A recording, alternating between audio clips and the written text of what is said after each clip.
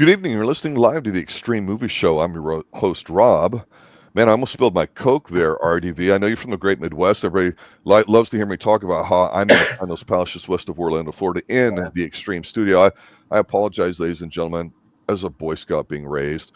I have this detective frame in mind, and as we're going to be talking about Richters Season 3, Episode 5 tonight on Amazon Prime, starring Alan Ritchson, I just want to let everybody know that we're just putting the finishing touches on our first drop of 1984's Adventures of Sherlock Holmes, and that would be the young 20-something Professor Pixel and I. So check that out. It's free on Tubi. But RDV, you don't care about that. What you do care about is diving into the show that we both enjoyed. So I'm going to ask you to, as you're describing stuff, breathe, pause, let it simmer, marinate it, because this has been a very fun season so far. I'm really excited about it here in episode 5. Definitely a bit of a different episode. You really amped up the background here. I'm really liking of these little things to tell people because it almost has a sinister tone to it. What's your initial take on this episode? Well, if you're going to name something Smackdown and you're going to drop it on a Thursday night, you really shouldn't call it Smackdown. Yeah, that's right. It should be TNA, Against All Odds, the X Division. Yeah. Honestly, from beginning to end, this has been a fun Reacher episode. I liked it. Then some things happened finally when we knew were coming, so it was kind of up, but we got to learn new stuff. As you can see to the left, I kind of highlighted kind of the big parts of the episode. Beginning of the Reacher warning the feds, but he has the Elliot call the company they're at because they have their cell phone bars are dropped in the area, dead zone, so that warns them. And then in the middle of the gunfight, she drops her badge, forcing Reacher to have to pick it up and then hide in the house later, trying to find a spot for it. Then because Reacher leaves a guy alive. Of the 3 goons, the main head goon, guy in charge of I guess lawn keeping, shows them where they just get rid of the bodies in this little gorge here, and Undertow just sucks them right out. And it's like, so that was a key part right there because something else happened. Foreshadowing there, there's something that happens really tragically in the episode. 2 things are actually really tragic. One, I didn't really care so much, and that's the goodbye Agent Elliot, because you knew he was on borrowed time. There's no way this guy was going to survive. If he survived, I would have shit my pants because you are the weakest link. Bye. Yeah, pretty much. we're just waiting for it.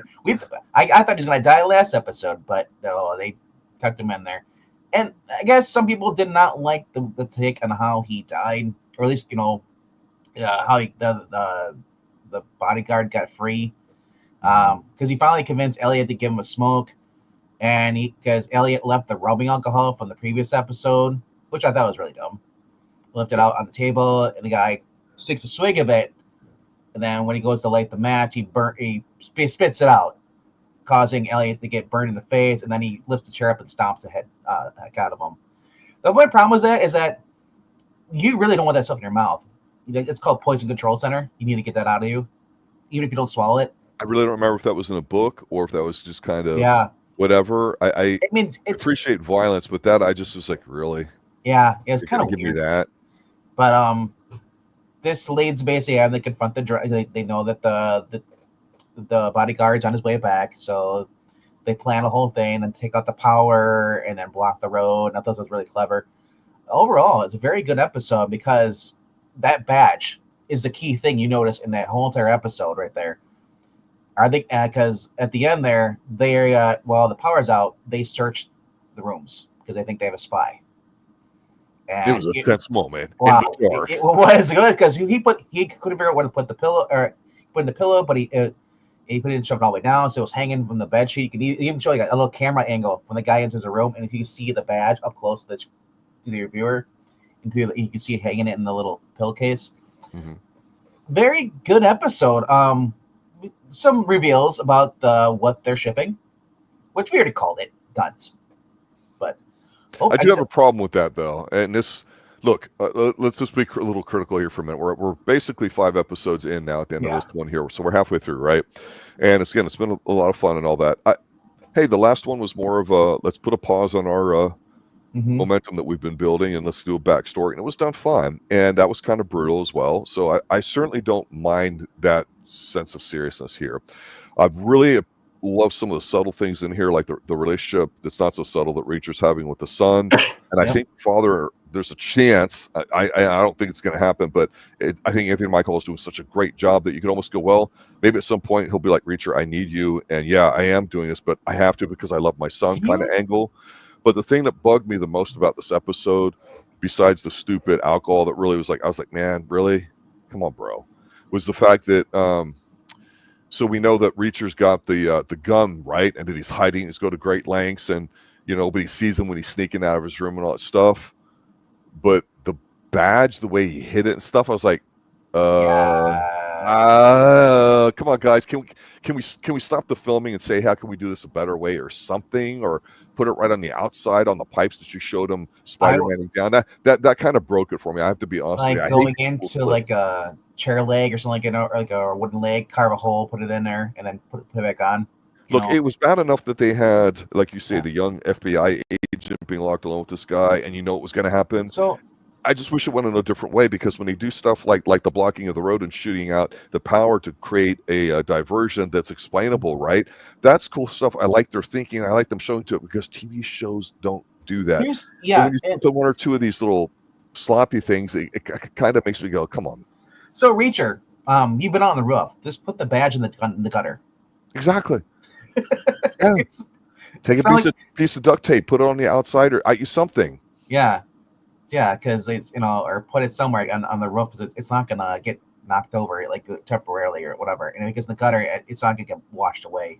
Yeah, unless you have a really bad storm. But yeah, so there are some faults with this. And hello to Anthony Draven, who just joined us. What's up, man? Yeah. Yeah. For the most part, though, it's like they really make you form attachment with the characters, though. More so the maid, because we get because the two guys basically were killed off. The main guy, Jacobs, basically sends two more goons. We're gonna call them Tom and Jerry, or Tom and Jerry, Dumb and Dumber. Dumb and Dumber, yeah. Larry, Harry, and Lloyd, over. And well, I think back, one of them smart. That's the black guy. The white guy was like this is a dumb guy. Yeah, he was like, Christopher Daniels wannabe. He literally he starts hitting on the maid, the French maid, the one that's sweet on Reacher, and she says something in French, and then Reacher chuckles because he can understand French. And after that, so big that guy gets offended. Like, what do you say? And he just basically insults the guy. As the guy gets up, Reacher kicks him in the leg and then slams his head against the table. Very brutally and quickly. I love it. Yeah, I love it. Yeah. Later on is that while Reacher is gone to basically capture the bodyguard with the help of the Duffy's partner, the other FBI agent, the one who's still alive. They decide to search the actual house, because Jacob says it's just someone's helping someone, because there has to be spies, because all this false, with the whole angel stuff, basically Reacher orchestrated this whole entire thing. Yep. And this is the effect. He caused it, and this is the effect what happens. And because now Jacob's suspicious, they search around. They don't find the badge, which I really thought they would have, and how they didn't find it. This means that these guys are idiots. And we know that Anthony Michael character's got a big boss. How can they have such really unskilled type of security detail? To be fair, it's really kind of bad. To be fair, though, I think the more competent guys are probably working with Jacobs close in, where these guys here with the house run the thugs pretty much. Yeah, because you're right. That's what it comes across like, right? Yeah, and so as they go in there, and Richard comes back, and he's like, "What?" And they're all standing there. He's like, "Oh," and he's like, and they're like, "Well, because he thought." So basically, he said we found the cell phone, and we know that someone's a traitor here, and Reacher knows it's not his because his is in his shoe. Yep. He doesn't know what it is, and it turns out it was the maid, and Reacher he's like, maid. That maid. They don't know which maid it is, but he's like, Reacher's like, oh, I'll interrogate the person, and he finds out that it was actually the good-looking maid, the one that was sweet on, the one that gave him some cake earlier for help protecting her honor. She knocked on the door, put a piece of pie down there and ran off. Yeah. She was You're offering thinking some they're going to be. pie, bro. Well, I'm just saying, and it's making sense, but you're like, oh, Reacher's going to hit that right later because they always change that Yeah. woman, and it's unfortunate because she had an interesting story talking, and that's one of the beauties of the show is that when you go to these different places, it's like a snowball effect. You don't have to have the final outcome, but there's a lot of places it can still go. And 5 episodes in, we Yeah. don't know. And I will say this: this was a tense episode. There was some great the way it was filmed, like with the lights out and blowing it up. I thought looked great. It was like, okay, now we're talking. This is action. We don't have to have shootouts. We can have Yeah. them doing the search, right? It's great. What do you think? What do you think about the reveal that the French made, the one that's with on Reacher, being an ATF agent? I feel like there should be more to it rather than just she's an agent and it's connected and we'll see something because we got her whole backstory that she mentioned, right? About Yeah. how this and that and how he put her up through it and all that too. So it was part of me was going, well, wait a minute. Are they supposed to be like people that let Reacher know, hey, he's really not that bad a guy, just something bad happened, it's not his fault. Mm-hmm. And we just happen to be alongside here with him, trapped with him. And like, were they building up to a level of trust where they could do it? I don't know. Yeah, I don't But know. when they say But- ATF agent, I went, oh, that kind of released a lot of air out of the balloon for me. Yeah, and then of course because the Not bad, big guy slapped her and knocked her conscious, and killed her. Reacher goes to punch him, and Reacher didn't realize the guy was that fast, and he palm slaps him, and almost kills Reacher, and the guy chuckles about it, like I knew, don't worry, I knew you could take it, and then insult to injury, Reacher has to go with the other goon, and they have to go take the maid's body, and dump it into the gorge there. Yep. They foreshadowed early on. You're absolutely right. It's heartbreaking because it was a good character too. So we lost 2 good guys in this. Yeah. Well, 2 allies, and I love how Reacher pretty much on the way back, or before they go drop Ripper in there, he's talking with the other goon. The goon you see him in the bottom left corner in the left here, above here. He actually made some smart aleck. He's like, oh yeah, he's like he scolded Reacher. He's you shouldn't say anything about the maid. We just told her fired. He's like, be quiet. You want them to know that we killed her. And Reacher just sucker punches him in the gut. The guy pukes. I love it. And they So at the end of this, they got to go meet. Jacob Irvine. Oh, Irvine is he knows him, yeah. And Reacher basically is standing at the warehouse where he killed Angel Reyes at the Bazaar, and he's got his gun in his pocket, in the back pocket. And he's ready to reach for it and stuff in case it happened, and that's how it ends. But it is just a very traumatic episode, but also some closure finally. As far as Agent Alien, I knew he was gonna go, I just didn't know when. So I mean, it sounds harsh, like, oh, he was a good guy. I'm like, yeah, he was a good guy, but he was the guy he was the fish. He was the guy who was not going to last in prison. He was he was too wet behind the ears, as we say. Yeah. He's It was a dark episode, actually. I was kind of surprised more. I thought it would turn more into an action and kind of resolving part going into the second half of the season, but no, it's emotionally we're still increasing that tension with some of these things. And also to your point, okay, so we got a Hawaiian side cop FBI guy, whatever like that basically is to sit there so she can talk to and bitch about her backstory on how she felt guilty by having, was it Teresa, the one person be the snitch that they're looking for? And Richards basically said, no, she's dead. You got to know that she is. There's no way she's alive. If they do this to the maid, he's like, there's no hope that that she's alive. Yeah. And so we think, okay, maybe this guy might get whacked because he's the guy that you don't care about, that you're like, okay, he has 5 months from his pension, 6 months, whatever it is, hey, I'm getting ready to retire. Well, fuck you, I don't care about you. Why do I care? If you're going to retire or die, it doesn't matter. It does. But we think the wimpy guy's going to get it, which he does. But then the maid gets it, and you're like, out of all these couple of people, I didn't see that coming. Well, there were some really cool scenes here, especially the opening scene right there, as I love that angle shot there with the phone close up and then walking towards it.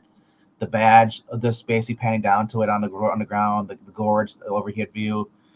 The right, where Elliot's dead on the ground there. Behind the scene, or behind her, shooting the Transformers, knocking up the power. Yeah, that looked cool to me. I said all of the camera angles have been really cool. The shots they do in this, it was a dark episode. probably my favorite part of this whole entire episode though was the end scene. Well, more so with the role when the agent comes over basically and they flip the car up and he calls him and he's like, what? It's like, eat some more Twinkies, fat ass, or something like that. He basically insults him. It's like, and they both roll the car over, and then because that's the most narrow part of the road coming into the mansion is, and he's like, here, I want you to crawl down there and like lay down inside the car, like it's a car accident and stuff. He's like, don't worry. It's like, you'll be fine. When he comes down, he has enough time to slam on the brakes, like 10 minutes. He's like, what if he slams on the brakes? He's like, well, I could talk to your wife. And because the guy is joking about he's about 6 months away from pension or something like that, and yeah, I said, then when they go to roll the car back over, and Richard's like, I got it. Yeah, that makes showing up his strengths and stuff. Yeah, so yeah. Yeah, it's tongue-in-cheek moments like that. I liked, because it was a really dark episode. Well, yeah, and one of the things what I was going to ask you was that I mean, obviously, if you saw the Tom Cruise movies, which has its own interpretation, I certainly don't mind his attitude in it, right? I mean, obviously, the physicality is a different thing, but one of the things you got in there a lot was the detective stuff and thinking about stuff and explaining stuff, and maybe we'll get a little bit more of this Reacher in the second half of the season. But normally, what reminded me of Reacher that we have not been seeing is that when they're like, well, if he's coming here at this road and he's going to be coming around the corner at 7 miles an hour, he's going to have about 10 seconds to slow down, so he should stop really, really short. And he goes like, well, what if he's a few seconds late? And he says something like, well, you got good insurance or right that, like he's fucking with them. Yeah. But the guy lays there, he's brave, he does it, and they deal with the situation. So that was kind of cool. But Reacher analyzing the situation in the top of the moment because he's in the middle of a survival situation. We're not really getting a lot of that. We're getting more sneaky Reacher here, which I do like. So when he pops up the bodyguard, he's like, it just comes up. Reacher comes on the side of the bush and just pops him in the head, fires a gun. I'm shocked that nobody on the over with the mansion heard the gunshot. Say that again. So when Reacher takes out the bodyguard, he's coming back before because he stops to check on the car flipped over with the agent in there. Right. Reacher fires a gun. Yep. Sound travels up to a mile. I'm surprised. They must be really far away if they couldn't hear him, or they have music on. They can't hear the distance. Well, they also have that incredible. I wish they would show it more because it makes me think of every episode. Just show it and prime me for it. But it's a beautiful, huge estate on this gigantic rolling land with these really disgusting cliffs up there and the sharp angles. I mean, it's very serious. But it makes me want to ask you something again. Yeah. I know they've got the big fence. I know they got the big, tall security guy, which we'll talk about here in a second. Reacher mentions that they're running guns, right? So we kind of forgot that's probably what it's going to be sitting at. But yeah, what do you think of them? I'm talking stupid stuff here. I go back and forth on this. Them not having cameras. True. That is true. I mean, I thought no, they did have cameras in that first episode. But only on incoming, coming into the compound, but on the compound itself, like when Reacher's sneaking out. There's a camera on the corner of the house there. Okay, maybe I'm just not seeing it. Yeah. It was there. And because you walked in, you could see the camera pointing and stuff. So he dropped down and it's like got out a certain way.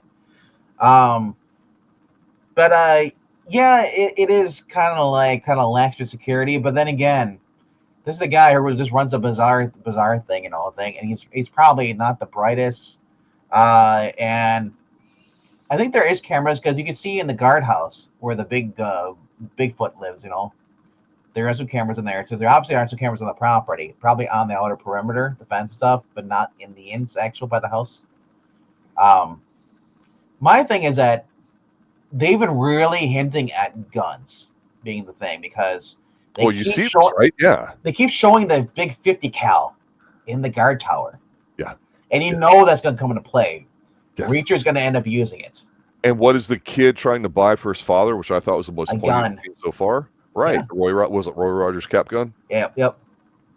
So, honestly, it doesn't bother me if it's guns or drugs because that's because everybody uses that, Now, if they said it's human trafficking, and then they find out that what's her name is still alive, the Teresa. Yeah, Teresa's alive. Well, the maid Teresa's was. not the maid, but the maid's somebody else. Yeah. Yeah, the maid's dead. We saw. We don't know about Teresa, right? Yeah, Teresa could be. Do we know? Do we technically know if the maid's dead? They. Well, no, yeah, they did because they put it in a wheelbarrow. Did they? Yeah. Did they? But we see her knock the body or dump the body off. Well, he saw the body. He put the way he put the blanket over her. Okay. Well. Okay. It was basically a foreshadowing, or not foreshadowing, but like basically a callback to what he did with Cone or Call or what her name is, the other lady that basically that Irving had killed. Irving, the other lieutenant in the army. Right. Yeah. So, yeah, like I said, I honestly, I would not be shocked if they actually did a plot where it's revealed that actually that Teresa's alive. They kept her fed because they want her for trafficking. Yeah, when it gets into the it's guns, it's drugs, it's whatever it is, I kind of don't care. I like it being hidden from me because I want to see how good they can do it. Do you think she's alive though? Because obviously they're keeping her hostage on there. I mean, at the case where they just kill their people like they do with the ATF agents. I'm gonna find it hard to believe that Teresa and or the maid both are dead. Well, I think the maid's dead because they showed the maid dead and Richters reacted to it and had to carry her body. And they have angry. Yeah, but did he get a chance to look at it? I don't know. I'm pretty sure Richter knows that ass. Anyway, but so I think Teresa's gonna be alive. I think it's gonna turn into because this guy, they did mention his history is trafficking and guns and everything. So one final observation, because we have all the agents that are working on it with Richter and all that group. Mm-hmm. They seem like they get along well with each other. I know we've joked about the role of agents looking dumber at cops as decades go by, but it seems like there's not one cop I've seen in any of these episodes, except maybe the cute little blonde in the first season, that's halfway competent. Well, Duffy's competent. I think that's. Is she competent or is she emotional? They're all emotional women. I get it, but Duffy's not. Remember, she's running this off the books, right? That's not really professional. I get it. Well, yeah. I mean, Roscoe. I don't know if she was considered her professional too as well.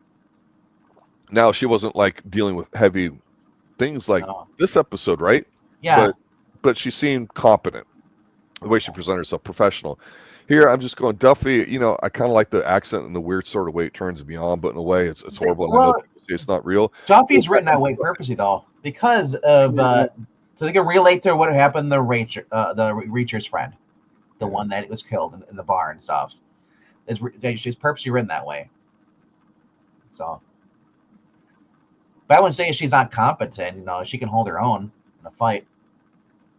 Yeah. It's just that Richter shows up everyone, good and bad, so everyone looks incompetent to him. Yeah, we'll see. That's the whole point of it. It's it's like when you have Dick Tracy on the scene. Every other cop is incompetent.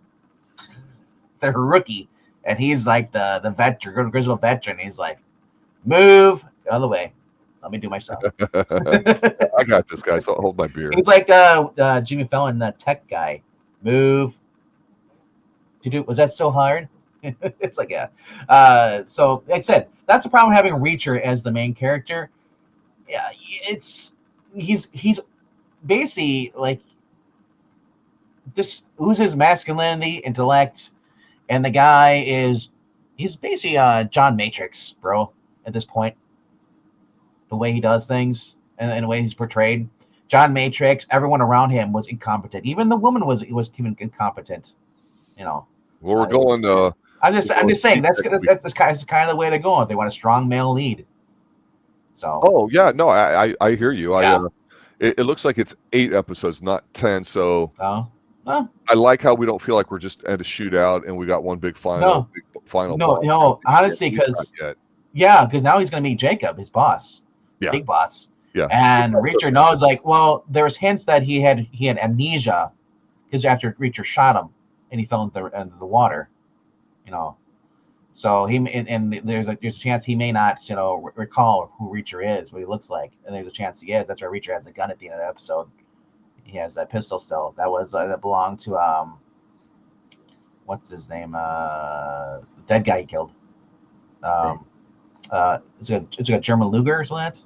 He's got Ruger. I think that's what he's got. Yeah, from the other head security guy. But eventually, I was say eventually. Do you think people are gonna find these bodies though? The ones that are in the containers. If they are, at some point they would, but it's really not pertinent to the story. I just obviously if it's as we suspect, a gun running operation, then okay, they're running it for this guy. Are we gonna have to sit there and suffer through an episode of why we did it and blah blah blah? And it's gonna be like Eraser, bro. I don't want to hear that. I don't give a shit. It's gonna be Eraser with high powered weapons. That's what I feel like it's going into. Everything goes into when it's ever an arms deal. It's gonna be like an Arnold thing. Yeah. Final thoughts, sir? Final thoughts. The end of the series will be a huge shootout. That's what I think. There's gonna be guns ablaze and everything, the bomb explosions, and then you'll have Reacher get in the last fight, whether he shoots a guy or he basically like breaks his neck, stabs it, or just something like that. Yeah. I just hope they give him a cheesy line like, it's like, cool, as Bennett, you need to cool off, lay off some steam. Yeah. Well, you have it, ladies and gentlemen. Season 3, Episode 5 of Reacher, currently playing on Amazon Prime right now. Check it out. Let us know what you think on it, too. We got a new poll up, sir? Yeah, it's been up since, I believe, last night. And the topics of the content, I believe, are Gene Hackman films. Gene Hackman films, yes. We have French Connection number 2 from 1975. Then we have A Bridge Too Far, which Gene Hackman had a minor role, but he still had some roles in there. It was a really good cast. 1977 World War II movie. And then 1986 Hoosiers, which I think will just win because Hoosiers. Which is unfair for the other two because the other two are good movies.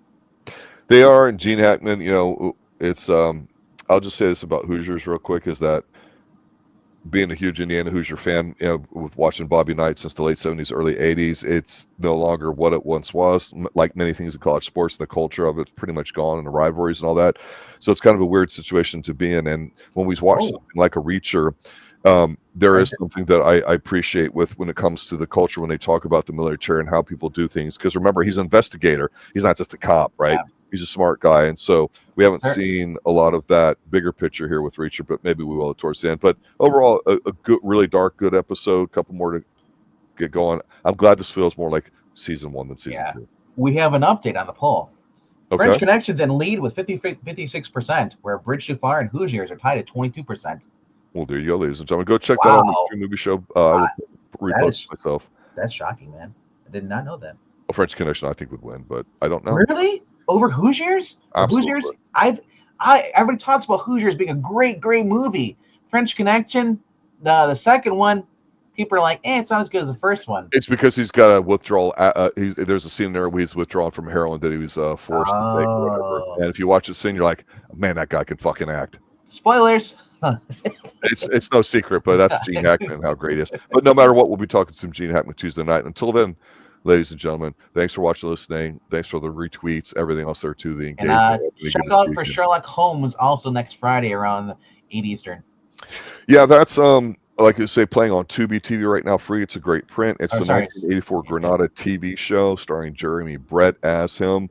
So we're going to be going through season 1 of that before we do another Bond film, then change to going to either Columbo, Forever Night Season 2, some other television show. So look forward to that, ladies and gentlemen. There's a demand for Forever Night and Columbo, which is it crazy? It's like, well, we have Columbo, Forever Nights. It goes to show you everybody loves detectives. Yeah, like you said. I would be shocked if you guys took up watching Angel. No, and before Angel, we would do the Hardy Boys Nancy Drew Mysteries from the 70s because that's a personal love of mine. Right? Nice. Well. Good night, everybody. Later, guys.